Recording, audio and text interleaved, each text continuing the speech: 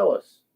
Federal workers' comp, FERS, and VA disability. We do other stuff, but that's what we really focus on. Now, all the laws are very fair.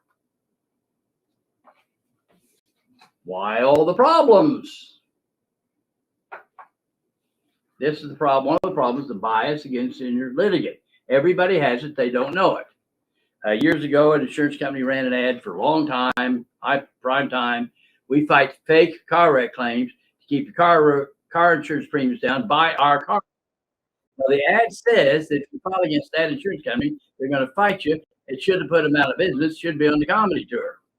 But because it's subliminally, we think that it's insurance. Okay. When I started doing this legal stuff 50 plus years ago, I thought 60% of my patients would be legitimate and 40% be maybe malingering, outright lying, symptom magnification. Amongst normal doctors, not insurance doctors, that makes me pro-injury person. Now I know it's very few are really outright liars, because we always remember them because they stand out. But here's the biggest problem. Here's the biggest problem. White coats. Okay? Over 50% of litigation requires a white coat, especially VA and federal workers' comp. They're administrative laws, supposed to be non-adversarial, and they all need white coat opinions. Okay? In fact, I was just talking to an attorney right before this, and she, two of her family members they're retired doctors, and just hated doing testimonies and depositions and writing reports. I love it. I just love going to court. Okay. But legal medicine is not taught in medical school. A hospital that has emergency rooms all across this state, their chief medical officer is board certified in emergency medicine. In medical school, he had not any courses in occupational medicine, and in his emergency medicine residency, no training. Now, how many people in the emergency room are work-related? A large number, okay? And no training. So paperwork gets done wrong. The intake people screw up. And then so the legal system, whether it's workers' comp or VA, it's not going to be documented. And the poor person to get hurt is screwed, okay? So these are the problems, white coats. Now, because we don't have any training. And we don't want to do this. All we learned in medical school was malpractice prevention is that lawyers don't go to heaven. Okay.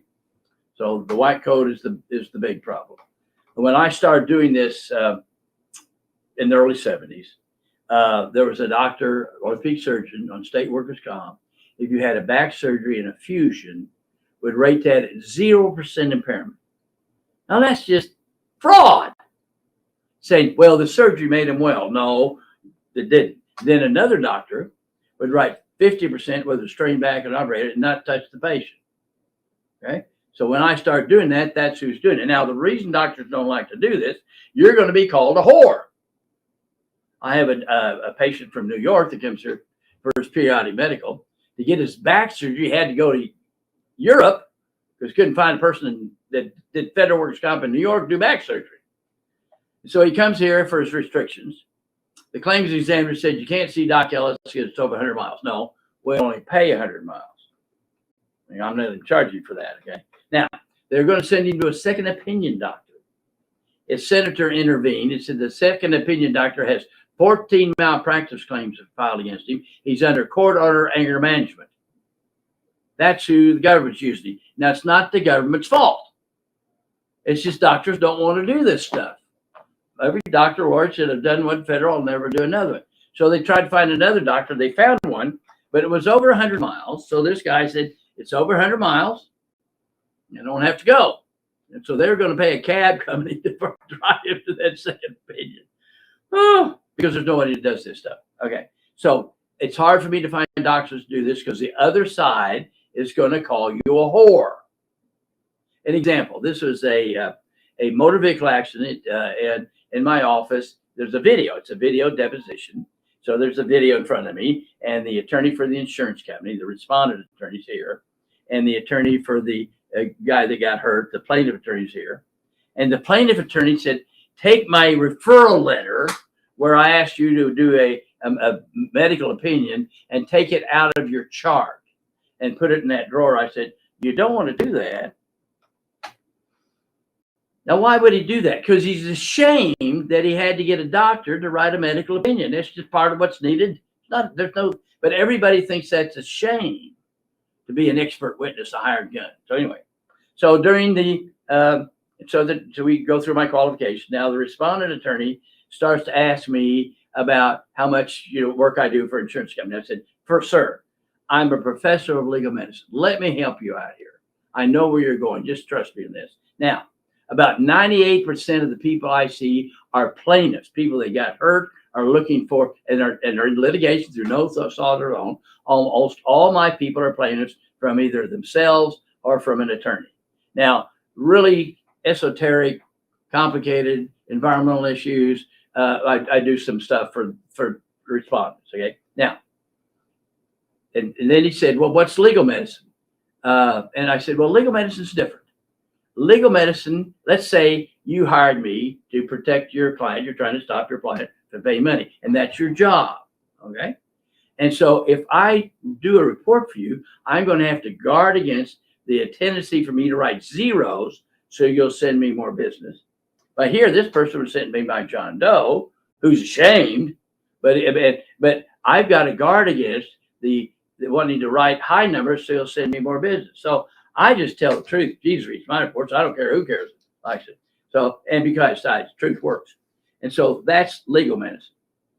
And so, okay. And so doctors don't want to do it because if you're worried what they think, if you spell God, They, and you worried what they think, don't do legal medicine. Okay. Okay. So now that's the problem. Now, the employees of the federal government and the VA are really not well trained. I had a lady, Department of Defense supervisor, GS, the highest you can go, came here for a VA exam and left with 3 federal workers' comp claims, knew nothing about it. Okay. My claims examiners in federal workers' comp only need a high school education. Sometimes you see some of the denials, you go, whoa, they didn't get a GED. Some of them are just asinine. Right? But both the federal workers' comp and the VA system have appeals processes. And when you get to the appeals process, you'll win if you don't give up. And if your doctor knows what to do. It's going to be hard to find an attorney to know what to do, but your doctor can do it for you for free. Okay. Now, the trouble is in federal workers' comp, there are no punitive damages. In VA, there's no punitive damages. A lot of people know about the case of the McDonald's lady had a burn in her lap and got millions of dollars. It was an older lady, and the coffee was so hot, she really did have a burn, and she got some money for that. But the rest was called punitive damages because they've been told over and over again to turn the heat down. All right, that's punitive. But in federal, this claims examiner is never fired. You only get to know their last name. They can get away with murder. They can say anything to you, and not be. So don't trust white coats. Don't trust anybody. Make sure you know that because they'll say anything and get you off the phone. Right? Because no one slaps their hand. Now, if an insurance company did that, that'd be a $40 million bad faith claim. Right? So that's our problem, is our white coats. So now and then a lot of white coats don't have the legal training. They'll do some, but they don't know it all. But in federal workers' comp, you don't need an attorney. Okay. So some questions for today. Here's Robert from Arizona. I'm preparing to file 2 secondary VA claims, service-connected for 10% tinnitus. Hypertension, migraine, no brainer. Okay.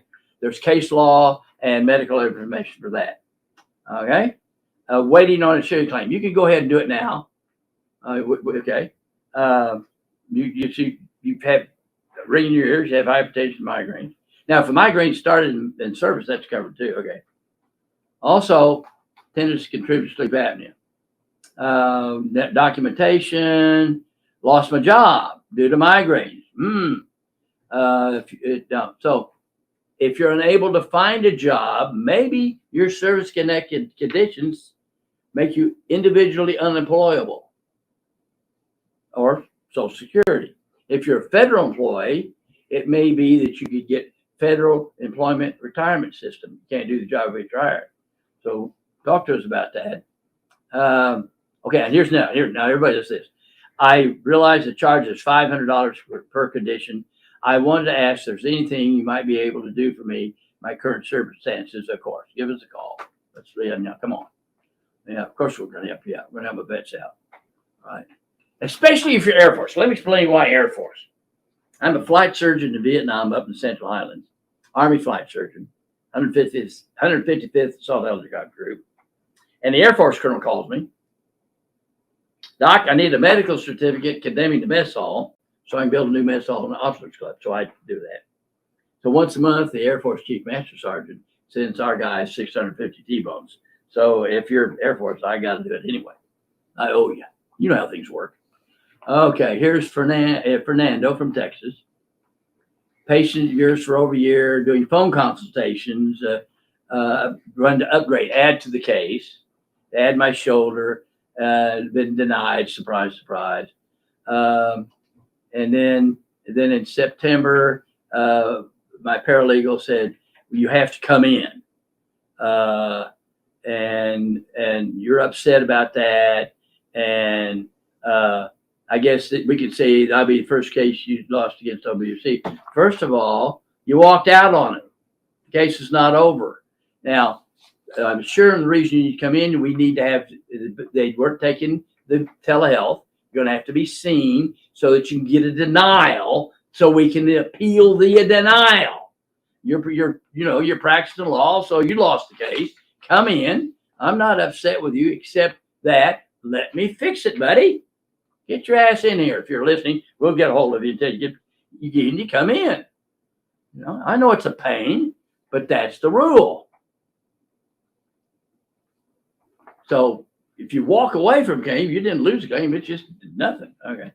Here's Deidre, OWCP from Louisiana. 6 injuries covered by OWCP. Okay. The second opinion doctor listed unable to work on my maximum medical improvement paperwork instead of filling it out. Okay. He stated prognosis is poor and reemployment, even sedentary work, is impractical and improbable. That's gold. That's a get out of jail free card, especially if it's a government doctor. So you could be filing for FERS, medical retirement, but better yet, if that's true, then all your conditions, you should be on federal workers' comp at 75% of your pay, tax-free, or 67 if you don't have dependents, until you die. Okay? And you don't need a scheduled award or impairment rating. It's the same amount every month. Okay?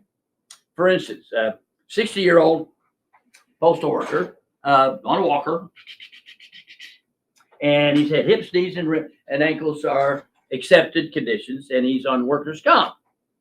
And the nurse case manager wants him off workers' comp at 75% tax-free and on FERS, 40% taxable. I said, boy, that's a good idea for the post office. It'll save him a lot of money. Why would he be that stupid? It's a 1916 law, federal workers' comp. That's very fair. It's supposed to be non-adversarial administrative law. Of course, it's more adversarial than insurance. But that's where we come in. We take care of that. The only change to the law is in 74, you get to pick your doctor, and that doctor's medical opinion has more probative value, legal value. It's not like in a car wreck, both doctors are equally dueling. In federal, your doctor's report has more legal value. That's case law and the rules, okay? So it's an unfair thing for the government.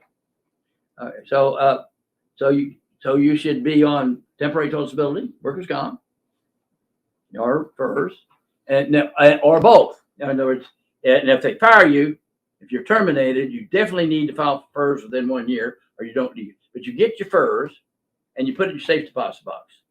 You can fall back at it if you need it.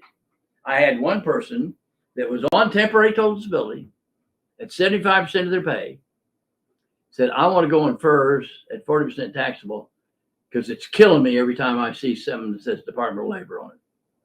I said, that's probably a wise thing to do because most people are not like me that love wars. I got a letter once from the IRS, went, ooh, war, and I opened up, my countenance dropped. It was a refund check. I love going to court. I love kicking ass and making people follow their own rules. Okay, here's Calvin VA. How likely is to win a claim for sleep apnea, secondary chronic neck pain? Oh, that's no brainer. And tinnitus, there you go. And there may be other stuff you have going on. Did you gain weight? Did you have that plantar fasciitis? You gained a few pounds?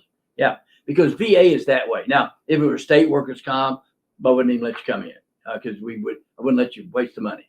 But that's the VA. It's very, very fair law. Right? Sure, we can do all that stuff. Give us a call. And what you do, you go to ellisclinic.com, look up appointments, or either VA or FERS or federal workers comp, Social Security, whatever. And then you get the records. We'll look at it. If we don't think we can help you, we'll give you a call. Like psych, like harassment at work. Now, we will help you with harassment at work. We'll help you get to work, and we'll help you get restrictions and job accommodation. But we probably wouldn't help you file a psych claim unless you had a psychologist coming up with the diagnosis first. Okay. Now, we would be glad to assist you on those claims, but not to start those claims. So if you get harassed, now, if you're raped at the workplace, I mean, we'll do that, okay? But if it's just the bad crap that goes on in life, we probably wouldn't be able to help you on that. Although we love helping you get your psych diagnosis, get you covered. And because if you have a psychological diagnosis, it's a get out of jail free card in federal workers' comp. It's worth the trouble. Any other questions? We do. On our live stream, we have one individual who I'm getting more info before we address his specific comment. But Lagita Howry, I got injured at work and was diagnosed with CRPS. It started with my left upper extremity, and now it goes to my back leg, and it went to my neck, breast, etc. I'm not getting paid, and I want to file. Absolutely. I'm so old, folks. I call it reflex sympathetic dystrophy. We've been doing complex regional pain syndrome for years, and it travels. The pain is it's just awful. Example: a state workers' comp sheetrock lands on the back of a guy's hand, and there's no damage, no fracture or anything, and it hurts for a couple of days, and then gradually he starts getting pain, and pain gets worse until he can't cut his fingernails, he can't wear a shirt, his arm looks like he's a 150-year-old mummy, shiny skin, and you can't even touch it. And he needs blocks up here, and the stellate ganglion block is the autonomic nervous system, and of course the insurance company's fighting it. I said, you need to do that or it's going to get worse. You're going to get worse and worse and worse. And so go do it on your health insurance. Go rob a bank and get these shots. You need to prevent this from getting worse. Well, of course, it fixes. And so I go to, this is state workers' comp, and I go to court. I take a picture of the two hands. This looks like a normal hand, and you could see the loss of bone mass in this, just awful. And now the attorney that had the case usually does insurance work. And so he was doing it. He was being a plaintiff of this.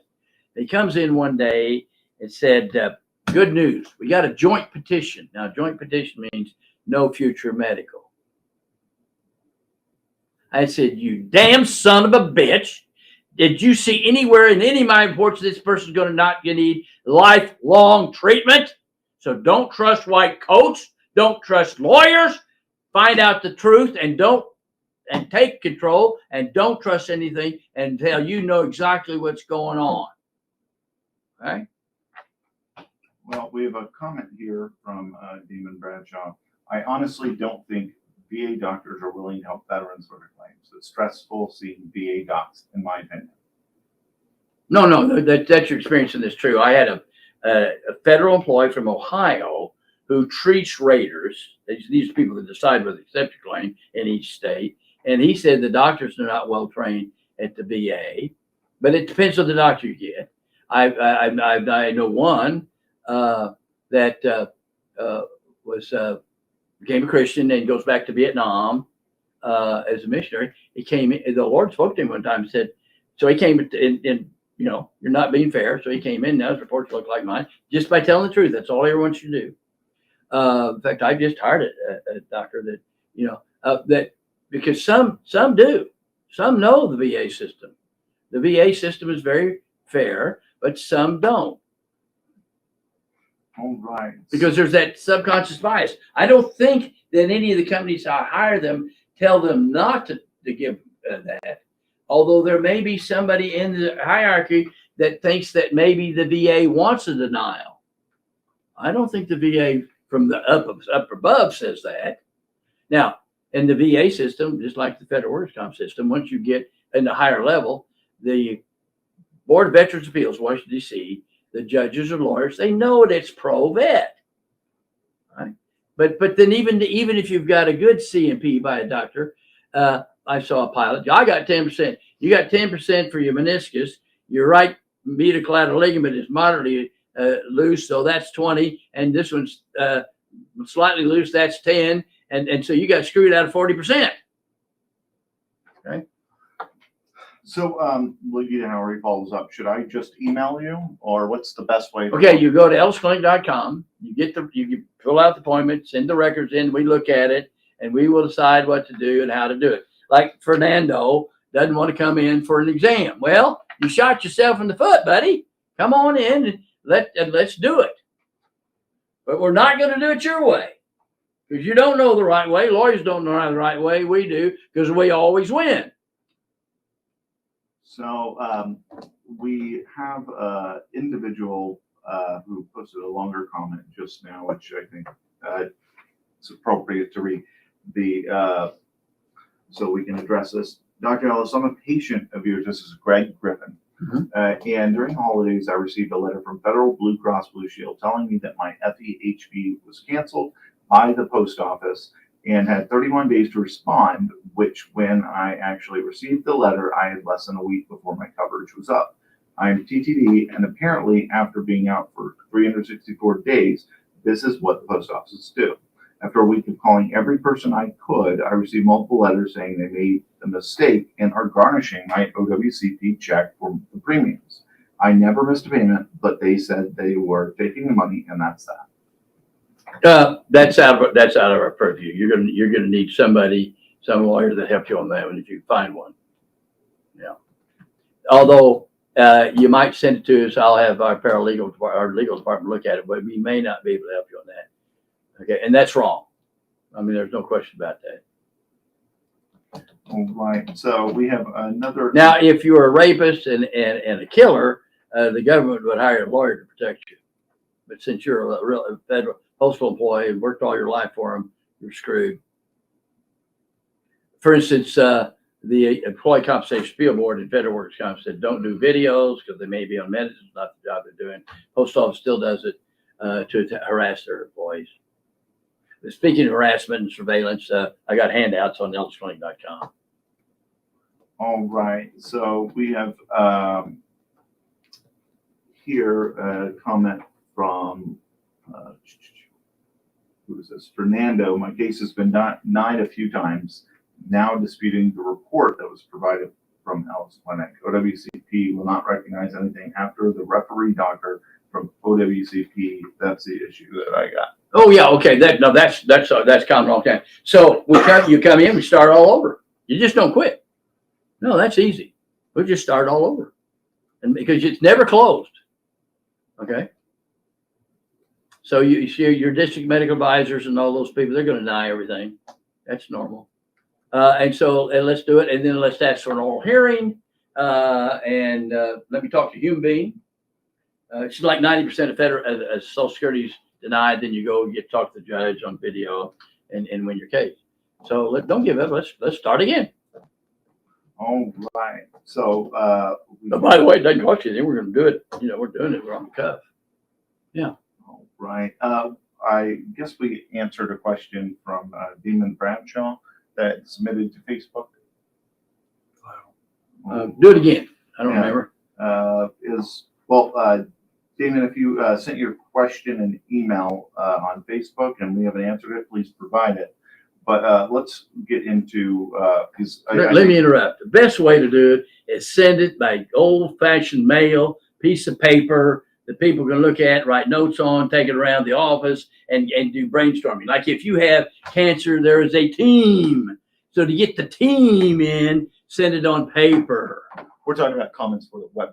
For the webinar. Yeah, for the Okay, webinar, so anyway. not comments to you. Okay, Yeah, I okay, but understand. still, okay. All right. But one of the things that really stood out here that Greg Griffin, I'm sorry, not Greg Griffin, another individual stated about the process and them disputing reports is let's focus on the process real quick, and that there's always a back and forth between Ellis Clinic and OWCP, and ultimately it comes down to the letter of the law. Would you Okay, elaborate on that? so let me tell you what happens.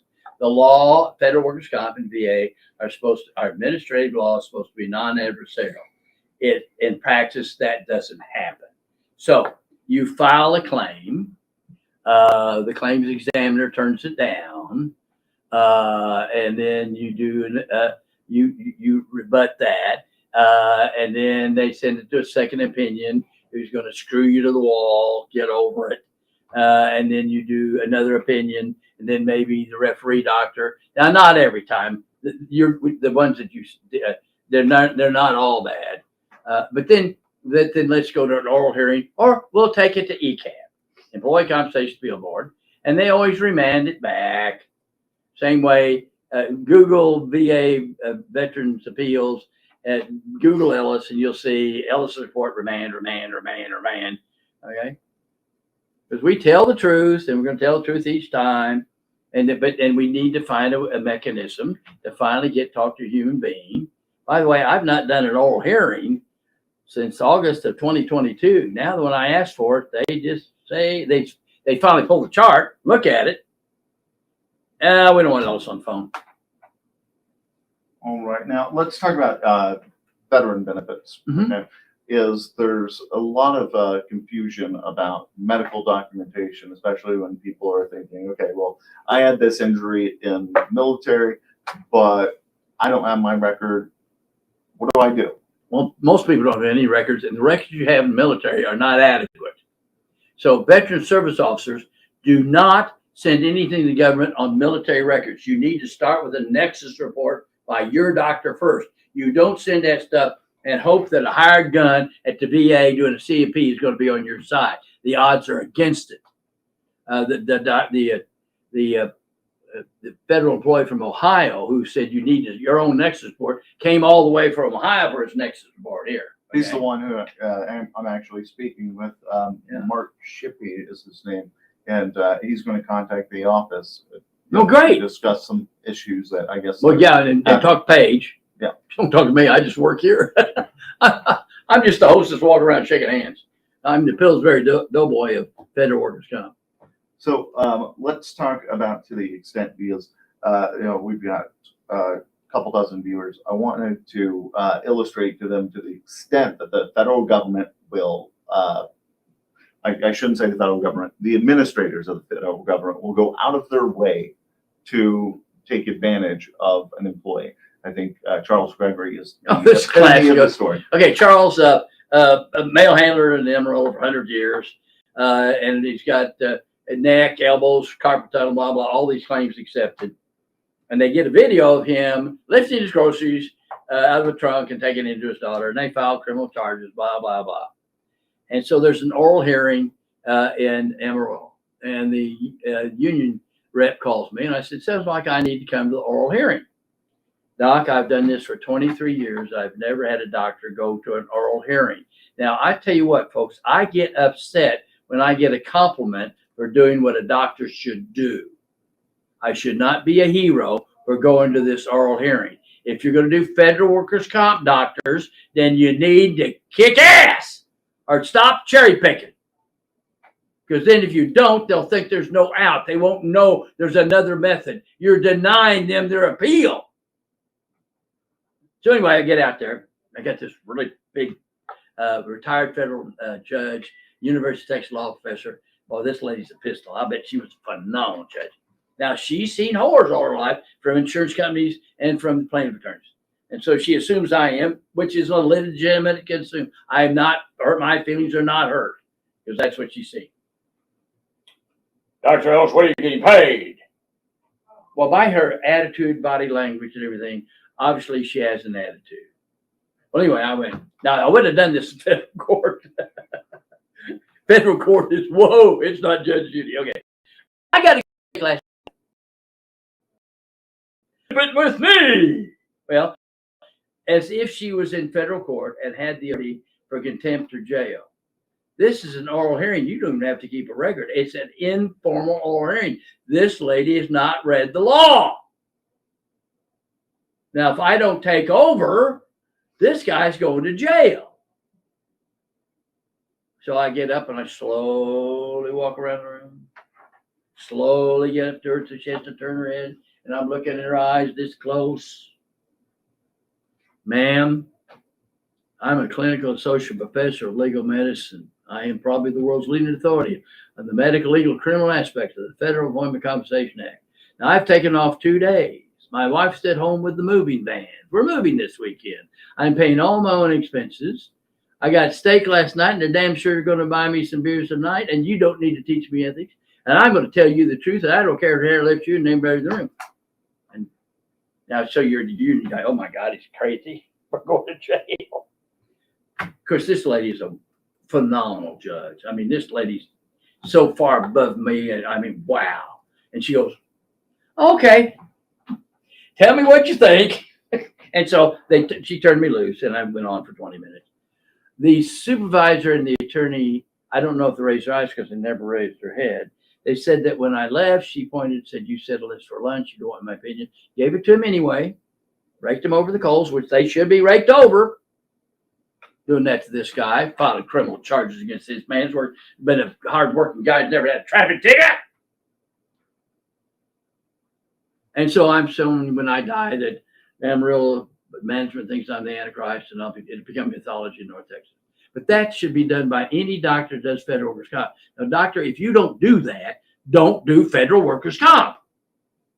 Don't cherry pick. We had a hospital here doing it for 2 years. They don't know how to do it. They think it's occupational medicine. It's legal medicine, and you have no training in it. Come by, I'll teach you. So we have a question here that I think illustrates the ability of this clinic to service patients that are not in Oklahoma. So we have a question. Do you have a clinic in Ohio for walk-in? No. But, and let me explain. No, not going to. It's not a matter of travel. It's not a matter of convenience. A matter is people go to the Mayo Clinic in Rochester, Minnesota in the winter. Why? Because it's the Mayo Clinic. All right? So now, any hospital, clinic, or any out there that like to do this, we would be glad to work with you, but it's going to come through the clearinghouse. You can't take 50 years of training and train anybody. But I've got this staff is all trained to do it. We will take care of your scut work. We will provide a legal medicine department for you, but it's got to go through here. It's like doctors are used to sending things off for somebody else to do billing for insurance companies. Okay. I'm licensed to do brain surgery, it'd be malpractice. So you don't have to do this. Do your normal stuff, send it to us, we'll fix it, and we'll get it to the government, or we'll get it to the VA. So let's expand on that. So if a patient is not able to travel here, but they have a doctor that can provide the exams? Sure, let me talk to the doctor. It's not going to cost him anything, and tell him what to do. Or we could do it. We could do a telehealth. Okay. And how does that process work? Well, we just get on the phone. If you got to, and we do that. Now, if they don't like it, you may have to come. But if you're in federal workers' comp or VA disability, this is not a stub toe, folks. I mean, it's like if you. I had a doctor in Fort Worth that was doing AMA guys ratings and rated what the book actually said. And the insurance company got a prosecuting attorney to go after him, which is just pure fraud, racketeering. And he paid an attorney $20,000 and went to jail. Hey, you're fighting for your life.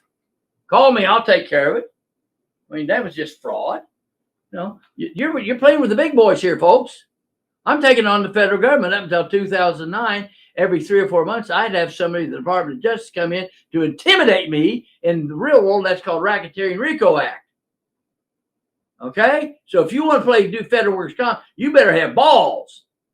Right? Now, in 2009, I beat up the government so much that year that it's not happening. I've been very lonely since then. Because here's the trouble. People with badges flash their badge and everybody's anal sphincter tightens up. And so they come in unprepared, not knowing the law, and I know the law, and I'm required that they know the law and do it. And every time I've been to federal criminal court, the judges threaten the prosecuting attorney with contempt or jail or both. In federal court, I have to supply my trial testimony. Read those testimonies and see if I'm just crazy or if this is really what happens. And don't mess with my babies. If I have to ruin your career, I'm going to have to do it. You can't send my people in boxcars to gas chambers. Now, no one understands this. When I'm talking to a couple of investors right now, I said, folks, until you come here and spend a week and talk to these people, you're not going to have a clue of what's going on. In World War II, until you get in Auschwitz and see the gas chamber, you're not going to have a clue. Either I'm the craziest guy in the world, or I'm sitting on a gold mine and I know the answers, and I'm on a gold mine and I know the answers. Well, we have a comment from Greg Griffin on Facebook. If you had an office in the North Pole, it would be worth the drive. I can move to Poco. That's right. Now, if I remember, one guy said, okay, now I understand. I can go back and tell my buddies why I came here. Okay. All right. But we, a lot of times, like there are periodic reports. A lot of times we'll see you. Like this, what's this one person said, you didn't win. Well, because we told you need to come in, we need a physical exam. So they'll deny it, and then we can do an oral hearing, but we have to have a denial. There's the process. And if we screw up the process, then I've lost the case, but you screwed up the process. So when did we tell you to do something? Do it. I have a question, that frankly I don't know, but I would assume as much. Would travel reimbursement come into play? Not in VA and federal, they'll pay up to 100 miles. Okay, so and now if it's over 100 miles, you need to you have to do it. They'll fight you for it. But even if they don't pay it, come on, it's federal workers' comp. You know, if you've got they're trying you for murder, you don't try to cut off. You do what needs to be done. You're talking about jail time, folks. We're talking about 5 years in jail, $250,000 fine. We're talking about bad stuff. Or better yet, don't do it at all. Let's tap on the legal aspect again, as in federal workers' comp and VA. Mm-hmm. The strongest opinion, the strongest word when it comes to a courtroom is who? In VA, they say our doctors and the outside doctors are equal. It may be a nurse practitioner, a PA, or a doctor. I say that's the premise. I say you go to the website, print out my 7-page curriculum vitae, and then you say, I want to see the curriculum vitae of that doctor or that PA or that nurse practitioner. This is not apples and oranges. This is watermelon and pea. And since I have all this occupational medicine and legal medicine training about disability, able to work and stuff like that, then I'm better qualified I have 42 plaques on the wall, folks. 18 in medicine, which is a lot, and the rest in legal medicine, which is a huge amount. Read my curriculum vitae. All right? We're not talking, come on. And so now in federal, if I'm your chosen doctor and I'm just a GP, my report has more probative value than the second opinion. The third, the referee doctor, everybody else. So we once we just get it up to real human being, doesn't take long. And now the judges at the Veterans Administration Board of Appeals, very honest, no politics. Employees Compensation Appeal Board, very honest. They call it like it is. That's all. You can't lose if you have good records and you have stuff that makes sense. But I've seen attorneys send stuff to ECAB and they don't even have a medical opinion. My Lord, are you charging for those services? Well, and it goes back to the comment that Fernando made earlier about this case being denied, and they're disputing the report from the Ellis Clinic as the referee doctor. But the letter of the law says, so let's still don't give up. Let's go back again. Because the letter of the law provides. We're going to open another door and go. So don't give up. Now here's the deal. It's illegal medicines about the duck. Okay. Hunter finds a duck stamp and a hunting license, pays a farmer to shoot ducks on the spot, shoots the duck, reaches down, gets the duck, and the farmer puts his foot on the hand and says, "It's my duck," and he shows him his licenses and common sense and stuff. It's like talking to the government. Don't bother me with facts. So the way they settle their argument about the duck, they flip a coin. The winner kicks the other guy in the balls and said, "It's your duck." So it's always, what's the duck, and do you mind getting kicked in the balls?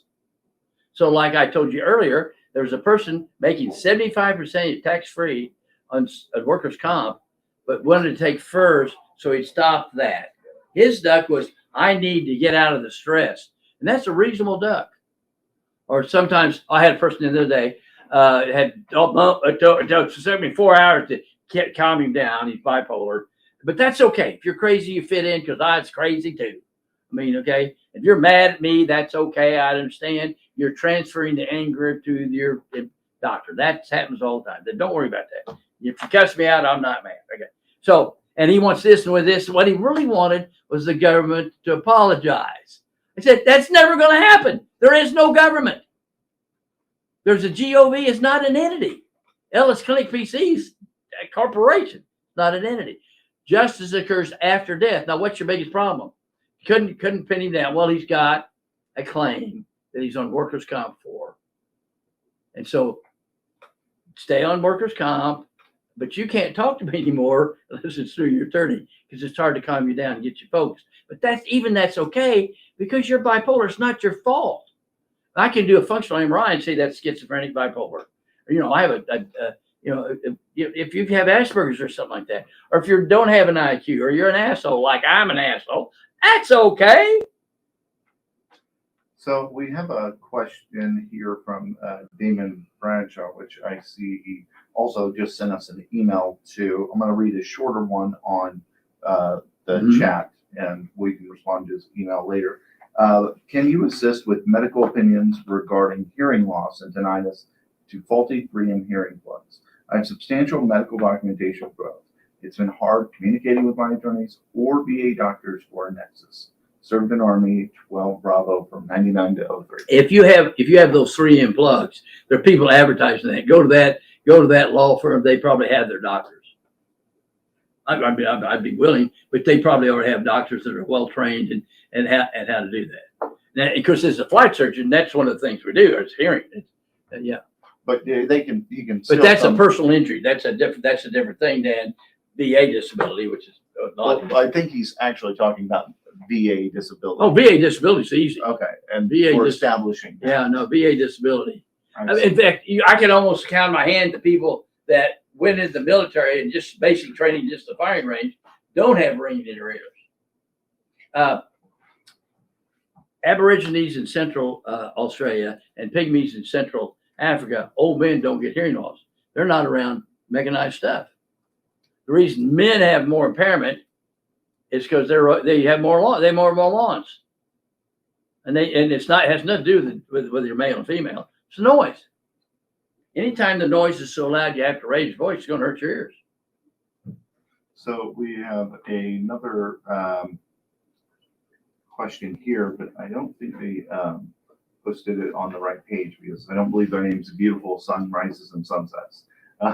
I have been treated since August by VA Behavioral Health, licensed social worker diagnosed as MDD.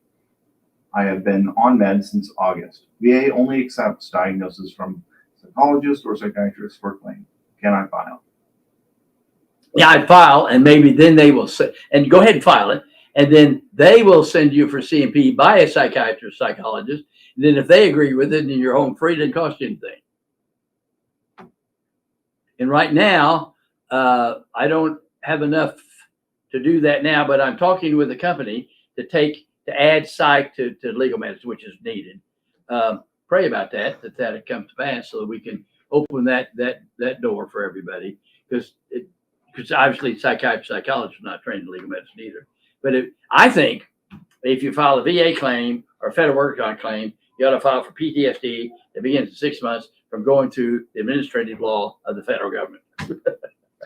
So we have another comment here from Paul Johnson, and it's got a humor component with respect to how the DOL operates. So your office has already given me a rating of 29%. The DOL has told me that, and in all caps, your office always, without fail, always gives a rating 2 to 3 times what the actual rating is. I have a second opinion appointment scheduled by them for March. After this is over there, and is there an appeal process or what? And before you answer that, I'd like to address one specific point, and that I would like you to address with respect to calculations and all the varying factors that they don't know about. Okay, that's the obvious bias against the injured litigant. The government's actually coming out and saying that. Okay. In fact, I was talking to a person who was a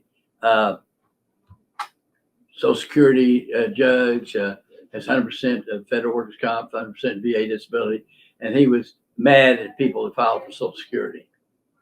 But anyway, he knew me before he went into all that.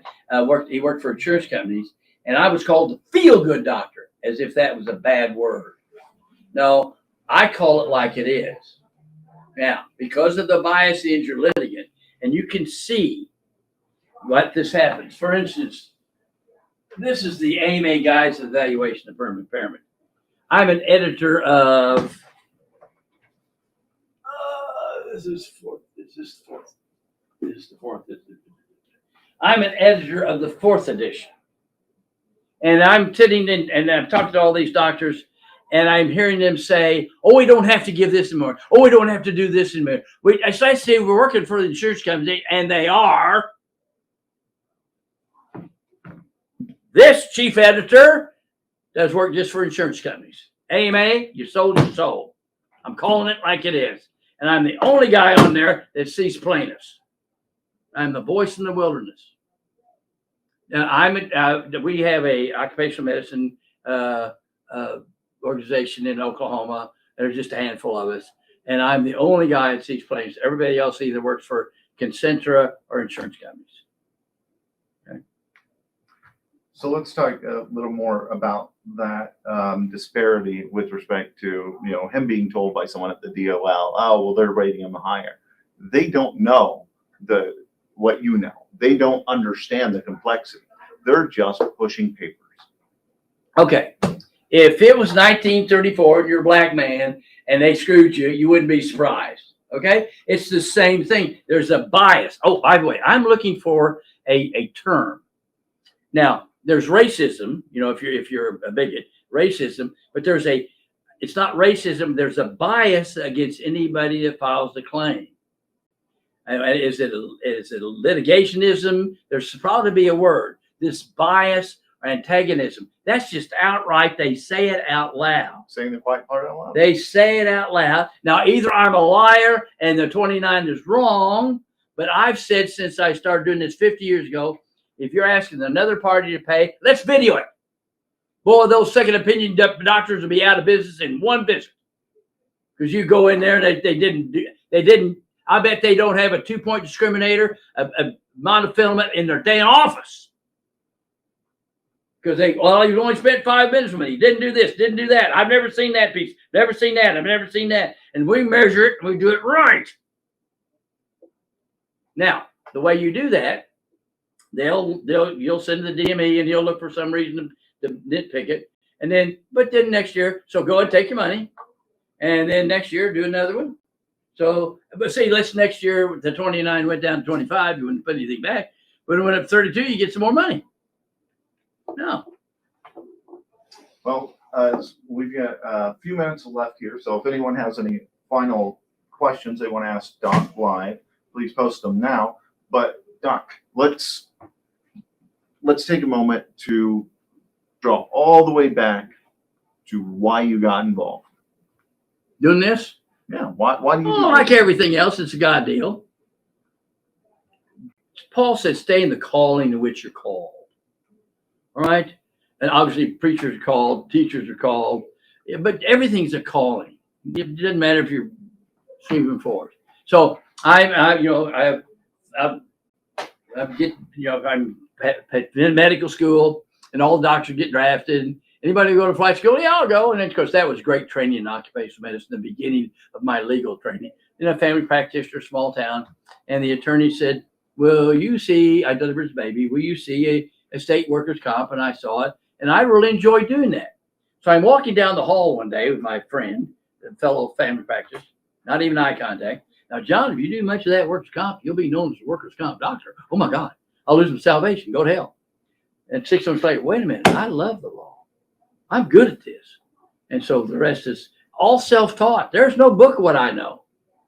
I mean, the books I read, like a testimony, keep eye contact with the jury. No. Let them look at you, see if you're telling the truth. But the trick is, if you want to do this, you can either lie and make a lot of money. Lie and cheat, you'll get a lot of business. You're going to hell, but more importantly, you're hurting yourself. Or tell the truth. No matter who it is. Yeah.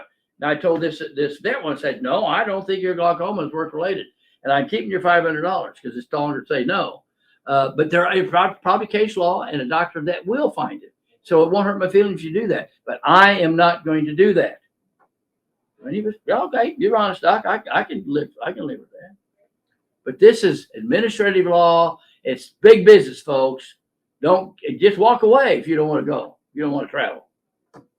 So we have a question from Greg Griffin again. Does Dr. Ellis recommend an attorney to deal with the post office and DOL? Not DOL. No.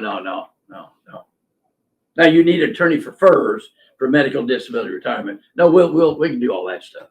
We'll take you to ECAB, all that stuff. All right. And Greg. And besides, we'll get you. We'll go to the bat to get you 2 weeks when you're off work. Attorneys won't touch that with 10 football. Okay.